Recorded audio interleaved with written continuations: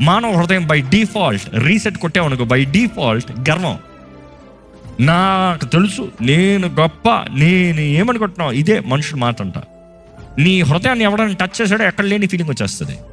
నీ గురించి ఏదైనా ఒక్క మాట అంటే చూడండి, మనసులో దిగిపోతాడంటావు. ఇంకో మాటలో చెప్పాలంటే లైఫ్ టైం మర్చిపోవు. ఆ మనిషి నీ ఫ్రెండ్ అయిపోవచ్చేమో, కానీ ఎన్ని సంవత్సరాలు ఫ్రెండ్షిప్ అయినా కూడా ఆ మాట జ్ఞాపకం చేసుకుంటూనే ఉంటావు, మర్చిపోవు. దేవుడు అంటున్నాడు, నీ హృదయం విరగాలి, నలగాలి, గర్వం నీలోండి బయటకు పోవాలి. నీలో దీనత్వం అంటే, to be honest, a broken heart is a character, ఒక స్వభావం. మన హృదయం విరిగి నలిగిన హృదయం కలిగిన వారిని దేవుడు ఎలా చూస్తాడంటే, హీఈస్ అట్రాక్టెడ్. దేవుడు ఆకర్షణీయుడు అవుతాడు. If you can see brokenness in you, God is attracted to you. You want to attract God. అదే దేవుడు నాకు తెలియజేస్తుంది. ఆయన దీనులకి దగ్గరకు ఉంటాడంట. విరిగి నలిగిన హృదయాన్ని దేవుడు అలక్ష్యం చేయడంట. He will not neglected. He likes broken hearted people. అంటే జీవితం అంతా పాడు చేసుకుని కూర్చోరా అని అర్థం కాదు.